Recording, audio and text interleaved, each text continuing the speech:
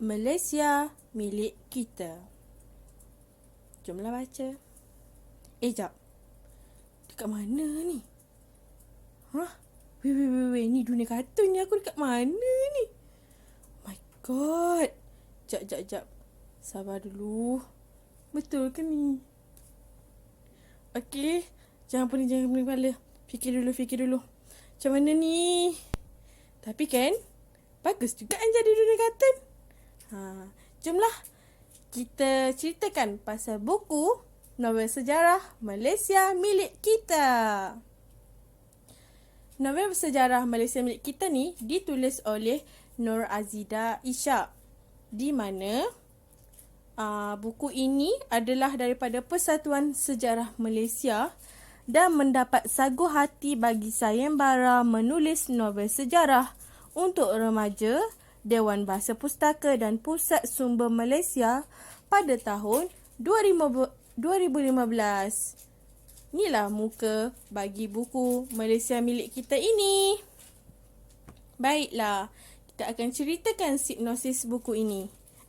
Sebelum tu, buku Malaysia milik kita ni harga dia RM18 je tau. Murah kan?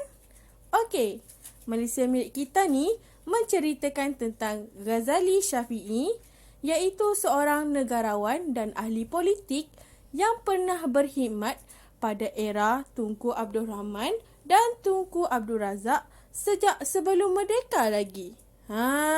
Jadi, watak Ghazali Shafi'i ini diangkat sebagai wira politik yang menjadi pembantu kepada pemimpin atasan. Ghazali Shafi'i ini juga ada wawasan untuk melihat orang Melayu menerajui bumi tanah Melayu tanpa meminta pandangan residen Inggeris ataupun sesiapa sahaja orang luar yang tidak putus-putus menjajah sejarah kita. Jadi, semangat Ghazali Shafi'i dalam novel ini dapat menanam semangat nasionalisme dan patriotisme yang tinggi dalam kalangan masyarakat. Semangat nasionalisme dan patriotisme ini menjadi tonggak utama bagi naratif yang berdasarkan kepada sejarah. Menarik kan Malaysia milik kita? Jom semua kita baca.